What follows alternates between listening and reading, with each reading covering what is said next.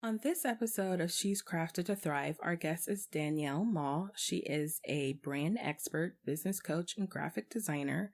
And we're going to talk about what it means to build a brand. We're going to answer questions of like, what is a brand? Why does it matter so much that you have a personal brand? And how do you actually do that? Like, how do you actually build a brand for your creative business? Like, what does that look like? I wanted to have this topic on the show because I've had a lot of people reach out to me via my Instagram and other places, really curious as to like, how do you build a brand behind your creative business? And I really wanted to have someone who has worked with creative entrepreneurs before and is a creative entrepreneur as a graphic designer. And I thought Danielle would be a great fit for you guys. What I love about our conversation is that she shares her own personal journey of building a personal brand for her business and what that actually looks like and how to do it. She gives us some practical tips and tricks along the way and some mindset shifts that we all need to think about, because building a personal brand is not just logos and websites. It's actually more personal than that. So you have to stay tuned to hear more about all of that detail. Welcome to She's Crafted to Thrive. I'm your host, Nikita Williams, and this show is for all the ladies who are making and creating things that they love. You will hear conversations about the real everyday struggles of juggling life and business while trying to maintain passion and harmony. As women, we have the skill of getting things done, but sometimes we get in our own way. It's here where you'll see that you're not alone. You'll discover that success does not mean perfection. Fear and negative thoughts and challenges are all a part of the journey. And on this podcast, you'll find the inspiration and tools you need to have a life and business that thrives. Welcome, everyone. I am so excited to have Danielle Mall on the show. She is a branding designer. She is a business coach, a strategist. I just love her to pieces. She has so much gems. You should follow her on Instagram. We'll talk about that later, but I'm so excited to have her on. So please share a little bit about yourself. Thank you so much, Nikita. Yes, I'm very excited, and I'm so thankful that you invited me to be on your podcast. So about myself, I'm actually a very serial creative person. I discovered that ever since I was young and I was a child, and I found creativity to be something that I used to escape from a lot of the things in my life growing up, such as my parents getting divorced, and also just finding that there's a lot of loneliness and things going on in my life as a child. But right now, I'm actually happily doing my business as a coach and also helping people develop their brand, especially online businesses. And I really enjoy that. I actually am married. I also have a little Siamese cat that I don't feature very often on Instagram, but I'm definitely a cat person. Yay, me too. There's quite a few listeners I know that are cat people. They're just fur people in general, but I'm a fur person too. I love cats. Oh, yeah. Awesome. Well, thank you so much for being on. We kind of came to know each other because I was looking for some branding expertise for this show, for She's Crafted to Thrive. And I'm kind of still in the beginning stages. And I noticed that a lot of my listeners were saying, well, how do you start branding your business? How do you even get, do you really need a brand? This whole concept of branding as a person behind your business is kind of new or not understand it in a lot of ways, especially for people that are in the creative space. But before we jump into that, I would love for you to share with us kind of like, how did you get into this world of branding and having your own business? I know you just mentioned you love, creative type of businesses, but what led you to right now? Well, the thing is, when I was in my teens, leading up to my career, I actually didn't know exactly what I was going to do. And coming out of high school, I noticed that the only courses that I really enjoyed were English, graphic design, and what's the other one? I think it was English, graphic design, and arts. So I knew I was going to do something creative with myself. I just didn't know what I was going to pursue. But I do know that I've always been a Photoshop dabbler. Like many many designers started out as that. They just play with Photoshop on their own. They built their own website when they were like trying to build something for themselves. Back in the day, it was GeoCities that was really popular. I mean, I feel so old just talking about that, but I don't even know what that is. Really? Well, it's when you sort of craft your own little one pager of a website by throwing a lot of animated GIFs and like fonts onto a page, and you call it like your own little, I guess, your own little nook on your web space.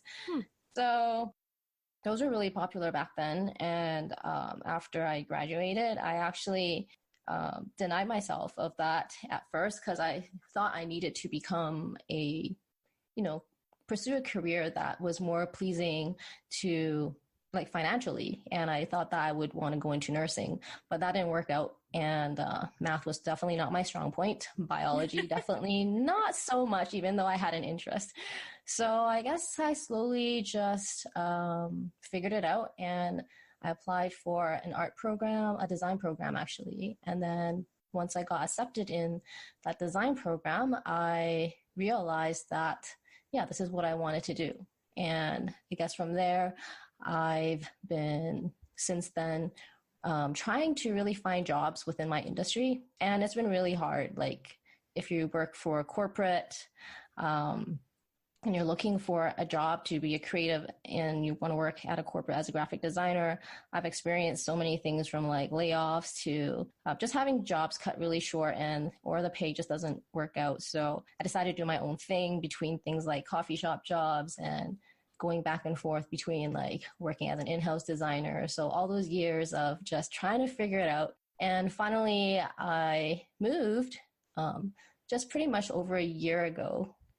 And my husband and I moved to Calgary because we're originally from Vancouver. And I had an option of whether I want to still do part-time something else or go full-time in my business. And I decided to go full-time. So that's sort of what led me here today. And and I found that the biggest thing that actually helped me build my business was really establishing a brand.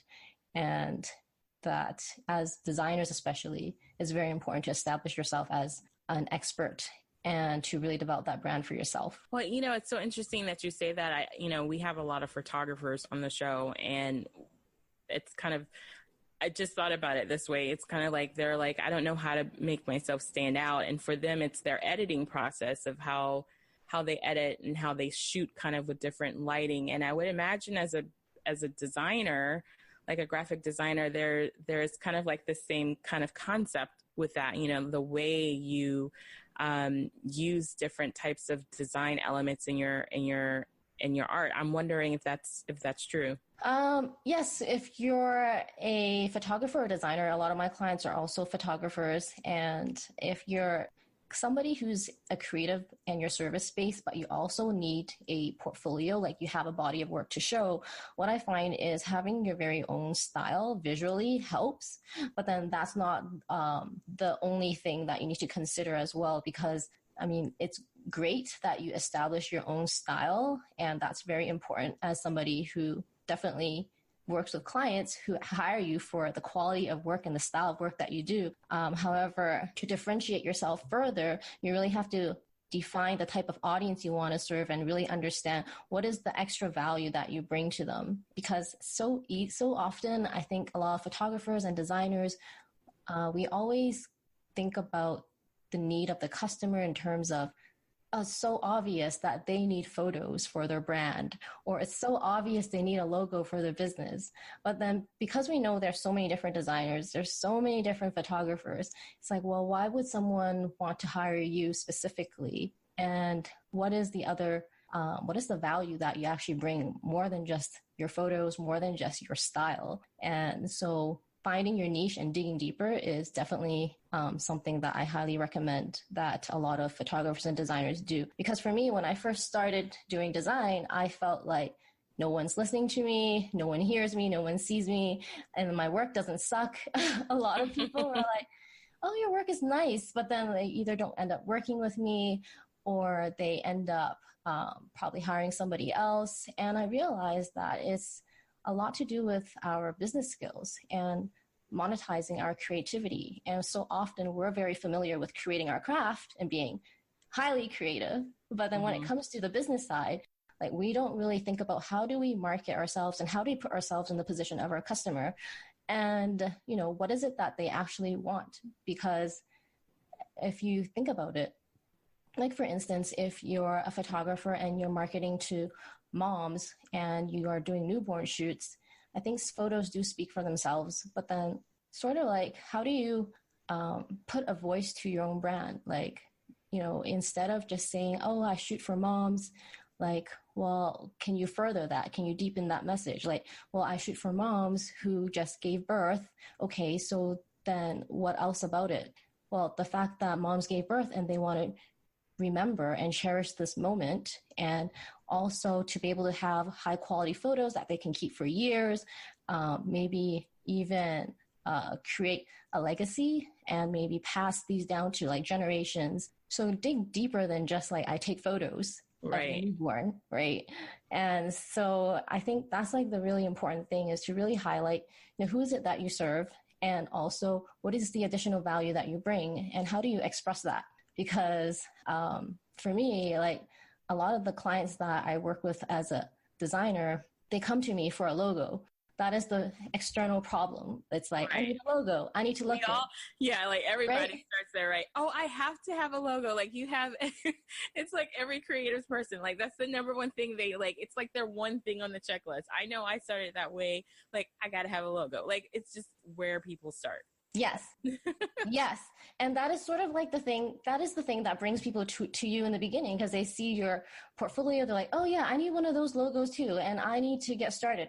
But then as I talk to my clients even more, I realize that they don't really need a logo. They actually needed a brand, because the thing is, if I just gave them a logo, then it's not really going to help them establish their business. And it's not really going to help them with the messaging and how they put themselves on the internet. But not only that, it's like, it's not just a logo, or a visual logo or visual brand. It's the messaging, also with all the elements that you use with your logo. Because sometimes if people decide to, like put together your own graphics with your logo, you're going to be like, oh, but I still need a background pattern.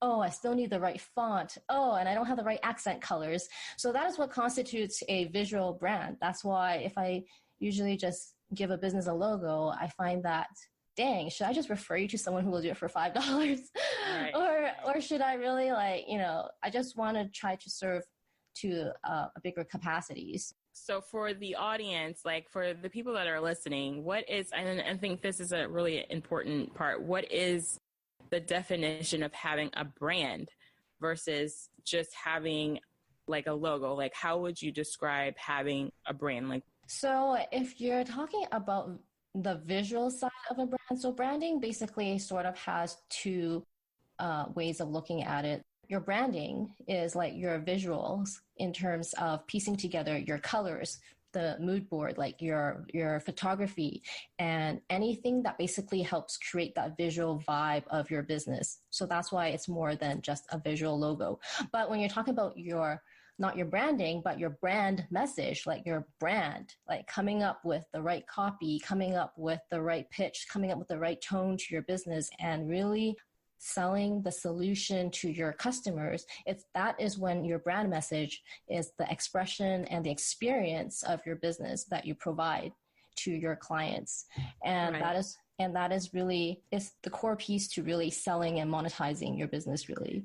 Yeah, I like to think about it as like the personality. It's the personality behind the business. Like, it's kind of like when we go to Chick-fil-A, and I always think Chick-fil-A because their brand, some people love them, some people hate them, but Chick-fil-A in the United States is like, everybody loves Chick-fil-A. Okay, because when they make fried chicken, who doesn't love fried chicken? And they're nice about it, right? So you get a thank you, please, and thank you. They're like taking care of you. They're closed on Sunday. They're a Christian company. They're all these things. And then the way they speak to you makes you feel good. And I think in general, the world before maybe the 2015, maybe, I don't know, when this changed in the concept of even small businesses need a personality or a brand behind what they do, because everybody's doing something, right? Everybody is doing the same thing to an extent. So what cuts the noise is like your personality and how you talk to people and how you make them feel when they look at what you're doing or what you're selling. Mm-hmm, yeah. And I love that you highlighted Chick-fil-A because now I'm thinking about their waffle fries. And their fried chicken is really good. But yeah, it's definitely something that a lot of people who are solo entrepreneurs in the web space should definitely apply to themselves as a brand because else it's so hard to stand out. And I mean, Simon Sinek says it best when he says like, oh, people don't hire you for what you do; they hire you for why you do it. Yeah. So, and yeah, and I know that's some kind of butchering a little bit of what he says because he has like a different way of saying it, but basically that's pretty much it. And people buy stories, magic, relations. That's based on what I believe it was Seth Godin who says that. So I think going beyond of just what you sell and telling your customers why you sell it, bringing your story into your business really helps you as a personal brand. And also being specific about the audience that you want to help so that you can also identify all their problems and solve them. Because as a problem solver, you actually get to help your clients in a more valuable way. And then that's really going to help you expand your business. So for you in your business, like in your branding business, so just so everyone knows, Danielle has kind of shifted to being more focused on coaching, which is important because you guys know that's what I do. And so coaching is important because nobody really understands the concept of building this brand. Like you really have to work through it. Like I feel like it's kind of like therapy when you're talking about building a brand for your business because you got to know the why, the who, how do they feel, the what, the when, the where. You have to know all of those kind of things to kind of build this brand, right? So for your business up until now, like how did you start that process of creating a brand? Because your brand online is super cool. I love it. It's so like so real and very like thank you, down in your face, but like I'm nice about it. Like I love it because it's just like I don't know how to explain it except you got to go look at it, but I just really appreciate it. So how did you start to formulate your own brand in your business? And now how have you been helping your clients to do the same? So I guess it started really from my own place of, coming out of school and also working, trying to freelance and realizing that, I can't just say that I just offer graphic design services anymore because a lot of people, they don't really understand what I exactly do.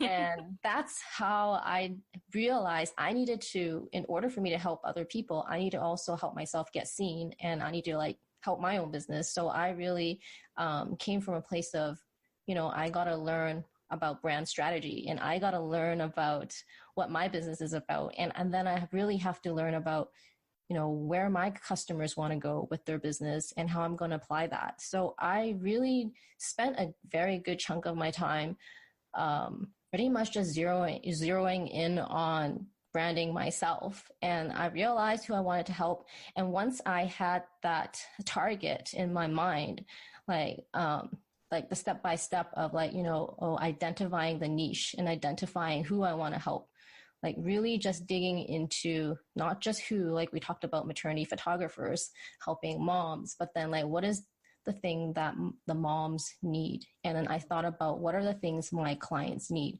And I realized that I wanted to zone in on helping creatives and especially other photographers and also other service-based entrepreneurs because they also have the same desire that I have, which is how to monetize my own creative business.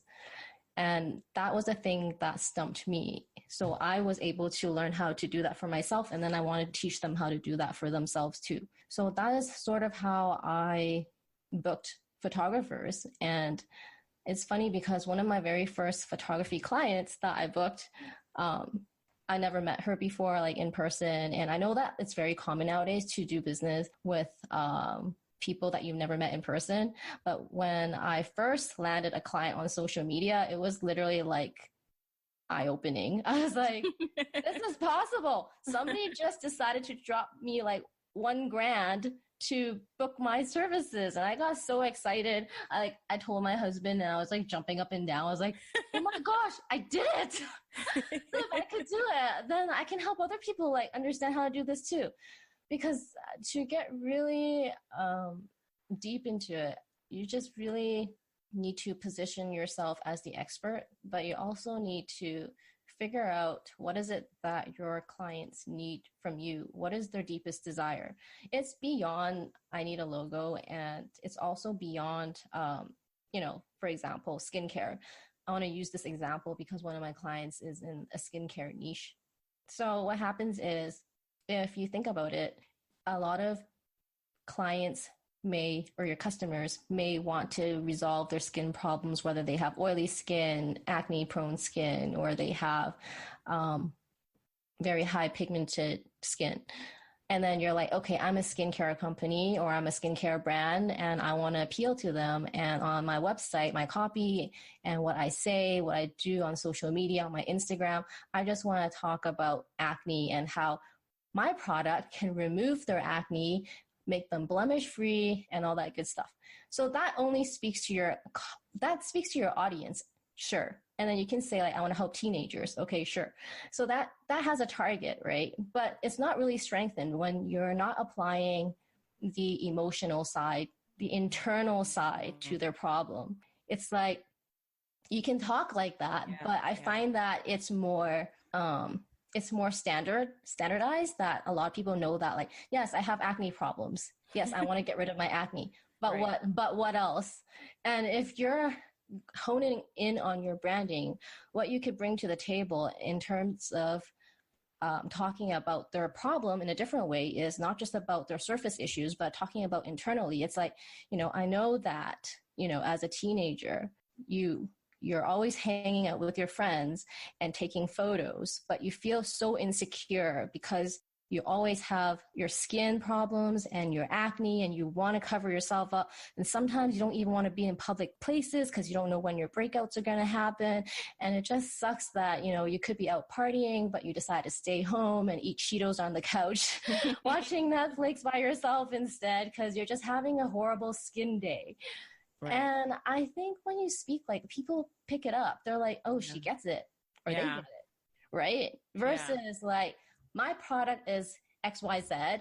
The features are ABC, whatever. Right. And you're not really targeting the customer and helping them really understand why they need your product and you're not expressing that you're understanding their situation. So. Yeah, no, I totally agree. Yeah, that's such a good example. Like, there's lots of companies out there doing that, sharing their products, but it's about who are they serving. And I think that's like I think that was like a really good example, just using that as an example, because we all have been there at some time in our lives. We've all had zits.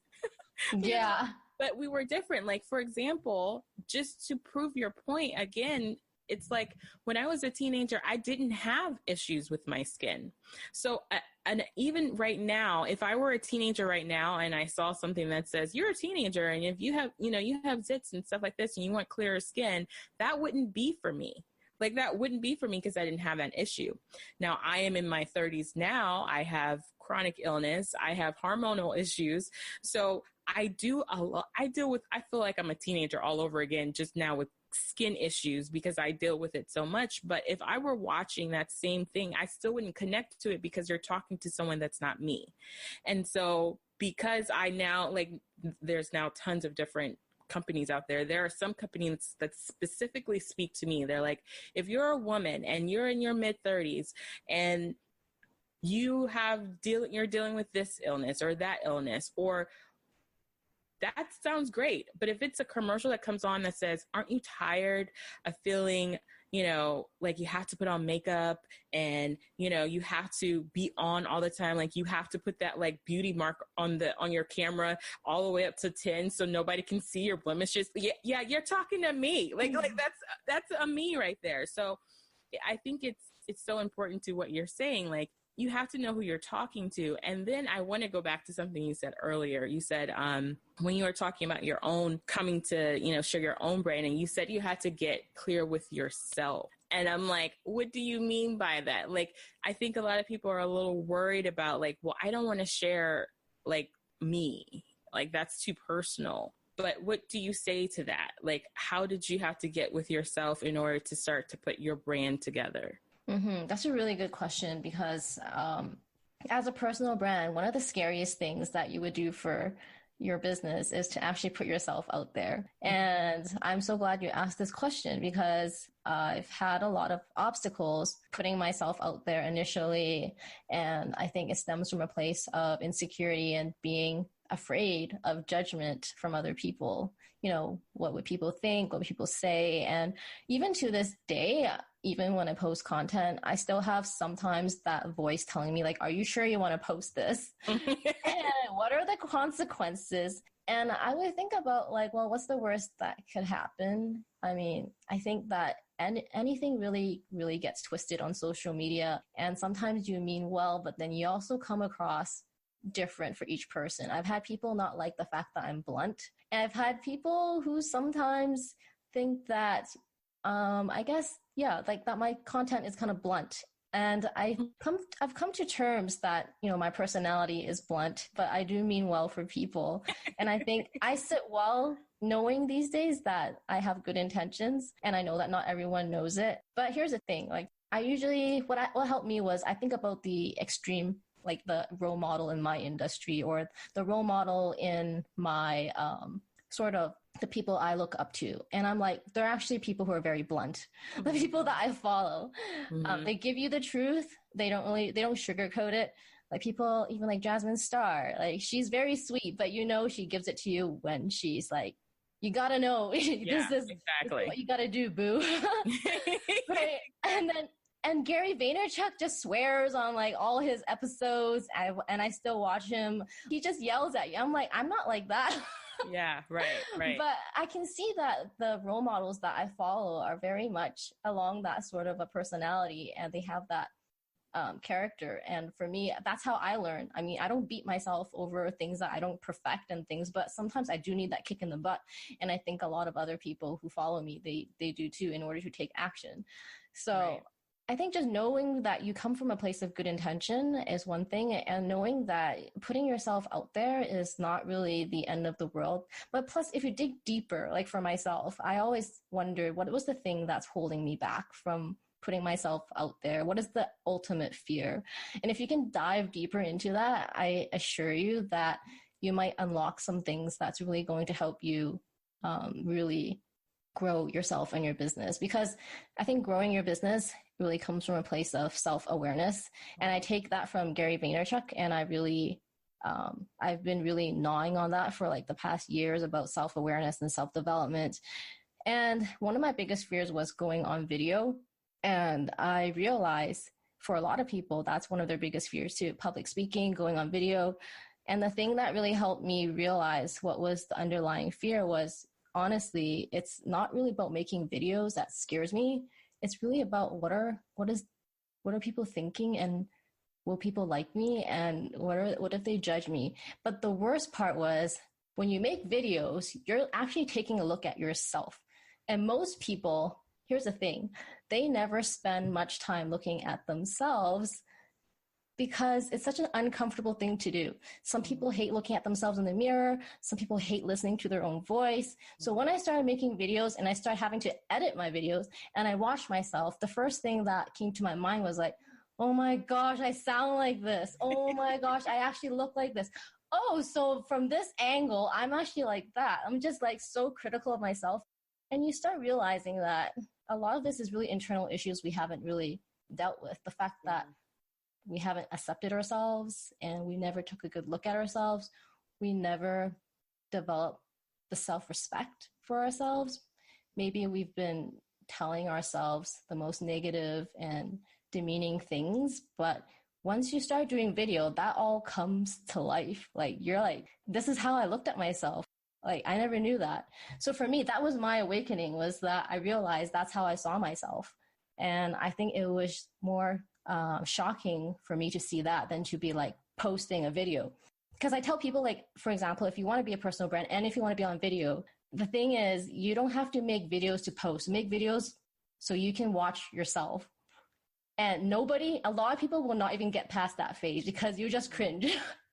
At first you'll just cringe. But the thing is, if you can't get past watching yourself and making videos on your phone that you can easily delete whenever you want, then you're not going to be able to make videos that go public or go on YouTube or go on live, right? Yeah. So I think it's dealing with ourselves. So yeah, no, I totally agree with that. Yeah, I mean, my first podcast, just, and it's not, I think it's anything. I mean, anything that you're putting yourself out there, whether you have issues like, I talk about this all the time. When I first started doing like marketing and services and stuff, I always had this tug of war with my clients about them sharing a picture of themselves, just a picture, like on their website. And I was just like, I don't understand how you expect to be a photographer for someone else or to create something that's so unique and or like beautiful and not show people who made it. Like, it didn't make any sense to me in my head. It didn't make any sense. And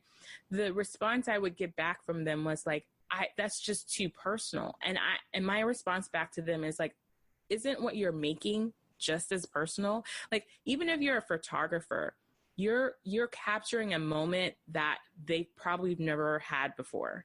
And you're there, like you're creating that moment and helping them capture it. Like, that's what's happening here. Okay. So the fact that you're involved with that is very personal. So why are you afraid to show yourself, you know? And so it's kind of like, totally like you're saying, like you have to get used to it, but I have to tell the truth here. Like, when I first started my podcast, and I'm like, yeah, I don't know if I want to be hearing myself talk every week. Like, I don't even like hearing myself talk when I do like solo casts. Like, that's why my solo casts are like 15 minutes, because I'm like, I don't want to hear myself talking. Like, that's too long.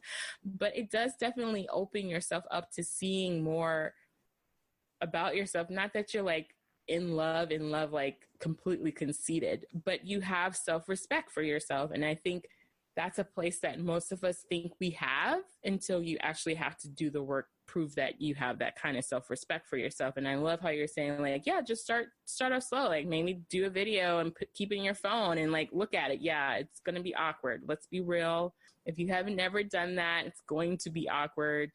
Totally. That's what I tell people who ask me about starting a podcast. I'm like, yeah, just start leaving voice notes to yourself and listen to them. That's still weird to me. 20 something episodes in, it's still weird, but it's such a big part, you know, of accepting who you are and building that brand of who you want to be and who you want to share what you do with other people. So yeah, I love that you just said that though. So yeah, you have to embrace yourself in order to serve someone else. Totally. Yeah, that's pretty much the foundational of it, that you do have to embrace yourself in order to help other people. And like, because people are looking up to you and they want to show up, but if you're not showing up, how will they show up for their clients and their business? And I think that's the thing. And the biggest thing is getting over ourselves first, which I think is probably one of the biggest roadblocks to a lot of people wanting to build a business, is that we have these underlying issues of how to get over ourselves and how to really come out of our shell. Also acknowledging, you know, everything from the extent of our strengths to our weaknesses, and really appreciating ourselves for what that really is, and just being honest about it. It's like, if you're really just not good at something, you can be honest about that. It doesn't mean you're not good. It doesn't mean that you're saying you're not good at anything, but there are things that we're not good at, and we just got to be honest about that. So yes, so true. Nobody's good at everything. That's why there's other people that are. We all have different gifts, for sure. So I have a question for you. Like, what is like the number one piece of advice that you've ever been given that has served you well in your life or in your business? This is also a really good question, but it's funny because it actually ties into what I said about Gary Vaynerchuk. His advice is very straightforward. And I like that he says, you got to be patient with yourself, and self-awareness is key. And that is, for me, magical, because I think for myself, I've never been really patient. I've always been like, oh, you should have been here by now. Or like, you should have just, you should have started your YouTube channel like 3 years ago. Like, or you should have just like, you know, you should be making this much by now. Like, and then I think that's just a lot of pressure we put on ourselves that we definitely shouldn't, because if we do that to ourselves, we're actually hurting ourselves and our business by thinking that we need to be by some place And by not being there, we're writing ourselves as not successful, not an entrepreneur, or that we're not going to make it. And those are self-esteem issues. And also, things that I had to deal with myself personally, knowing that, my timeline is different from other people's timelines. And we always are striving, but we have to think about it in a way where, are we making progress? And are we really, learning something each time that we don't get somewhere? Or are we really just beating ourselves up, but not really acknowledging the fact that we got somewhere? Like, I think if people who actually keep journals, like I started journaling recently, and, you really get to see where you've come from. And, yes. And for us, sometimes we feel like we haven't gone anywhere, but if you talk to somebody like who's been with you on this journey, they probably be like, wow, you've grown. Like there's like so many things you do differently now. Maybe like you speak differently in your captions, or like on your Facebook, you show up differently, but we ourselves, we don't notice it because we're probably thinking about it from a perspective of, but the dollars are still the same. Like still right. The same amount, or I made less this month. And we sort of judge ourselves too hard for that. So I think Gary Vaynerchuk really helped me see the things about like, don't be so hard on yourself, like self-judgment and things like that. And just build yourself from a place of self-awareness, because that actually really opened up my eyes a lot, the self-awareness piece, and how just understanding myself helped me to launch forward in my business. Yeah. Yeah, no, I totally agree with you. I think in the last 3 years, myself being here and away from family and going through a lot of personal things, I've had to kind of like have that. I've always felt like I was really in tune with myself, but I was always afraid of sharing what I felt, if that makes any sense. So like, especially in my business, even more so, because I don't know if it's a cultural thing or just maybe my own mindset, just feeling like, oh, nobody needs to know that much information. Like nobody needs to know all of that. That's a little, I mean, there is a thing called oversharing. I'm seriously, but I don't overshare. I just share enough to share my journey without people feeling like, oh, wow, she's, whoa, so I feel like we all have to find that balance, but we do all have to share something to really connect. And I do think it starts with being okay. And like you said, being self-aware, and that takes a lot of work. Totally. It takes a lot of work, and journaling is so good for that. Like if you need to journal and you haven't started and you keep hearing about it, I think it's one of the best ways that you can become self-aware, because you start to look back and you realize, oh, wow, you can see where you need to make shifts or where you are stuck. I think that's a lot more affordable way to do it than going to a therapist, even though that works too. Yes, totally. Yeah, I have seen a therapist to help myself too, because just dealing with a lot of the stresses that come with building a business and also moving, and also just a lot of issues that come up when you're trying to get your business going, and yeah, even like relationship issues. So hiring a therapist has, definitely helped me, and in a very good way too. Mm-hmm. Yeah.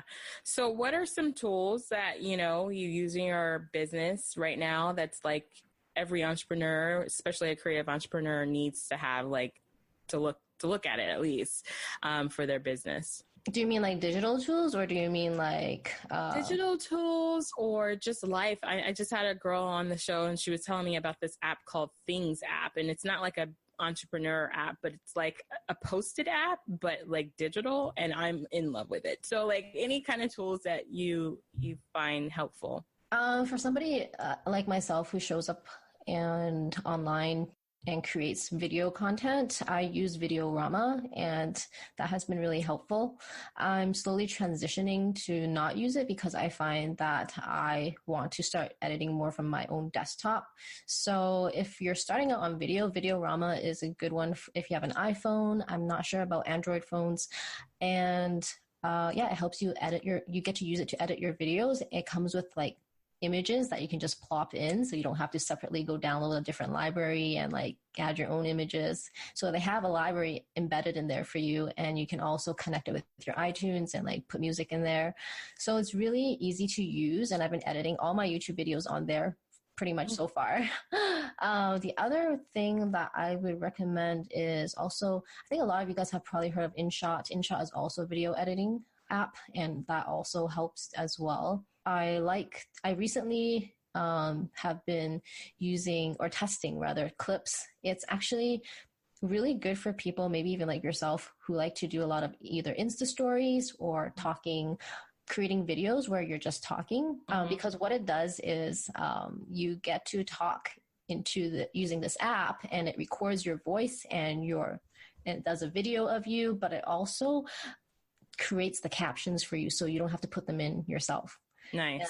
Yeah, it's really, really easy and it's fun. It's free. There's no watermark from what I've seen so far anyways. And yeah, so it's called Clips. So as you're speaking, like it just basically puts all the words in there for you, so you don't have to like put it in yourself if you decide to use that. Yeah, great for Instagram posts and Insta stories. So cool. Yeah. Is it the same as Clip-O-Matic? I think there's another one called Clip-O-Matic or something like that. It's very similar to Clip-O-Matic, and I think there's another one called AutoCap as well.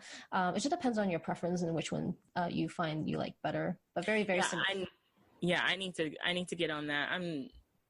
I do a lot of Insta stories, and I'm always like, I really need to be putting captions on this, but I just don't have the time or the patience to do it. Again, working on that patience thing. So, I will put notes to that in the show notes. You guys have, the links to that, those tools that she just mentioned. So tell us where we can find you online, like what's cool, what's coming up with you in your business, or if you have any courses or anything like that, so we can hit you up. Cool. Where you can find me right now, I'm the most active on Instagram at Unbranded Lifestyle. And I'm also searchable for the Unbranded Lifestyle on YouTube. And yeah, that's where I produce weekly content. I decided to be very consistent there. Awesome. And also, since you're talking about courses, I do have a course coming up, and it's actually a free course. So hey, we like free. We all love free. And the thing with this is, speaking of what you said about photos and how people, are maybe a little bit intimidated by creating their own, being in their own photos and showing up online. I created this course that helps people take better photos of themselves, so they don't have those, dark photos on their Instagram feed, and that they can actually show up for their brand more and connect with their audience. It's basically on my website. It's really easy. It's at theunbrandedlifestyle.com, and you can check that out right on the menu bar. So I'm looking forward to that, because I think the thing is, creating a lot of content is hard, and especially if you need to take a lot of photos, and you may or may not be in the space to hire a photographer full-time for your business right now. So I think that to build your know, like, and trust, you gotta get something in there, and it's a great way to start, and it's free. Yeah, I love it. So we'll have a link to that too in the show notes. Yeah, totally. Content is one of those things. It's so hard. It's like so much of it, and having some tools like that is really helpful, especially if you're doing batch content, like you're doing all this stuff so you can have it ready to go. So I should have an episode on batch content. I don't do batching. I'm not that organized. So, but someone I know is. So anyway,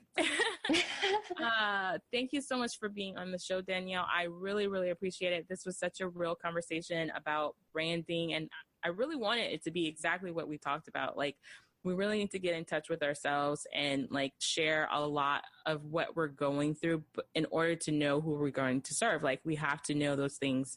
We have to know both sides. We need to know who we're serving, and we need to know who we are to serve them. So I just love that you shared all of that good stuff on here. And thank you. Thank you again. Awesome. Thank you so much, Nikita. It has been wonderful. All right, ladies, that's a wrap for this episode of She's Crafted to Thrive. Thank you so much for joining me. Please share with your friends and be sure to like and subscribe and leave us a review on iTunes. In the meantime, check us out at shescrafted.com to check out the show notes for all the goodies and things that we talked about, and there'll be links there for you guys. So in the meantime, just remember, you are crafted to thrive.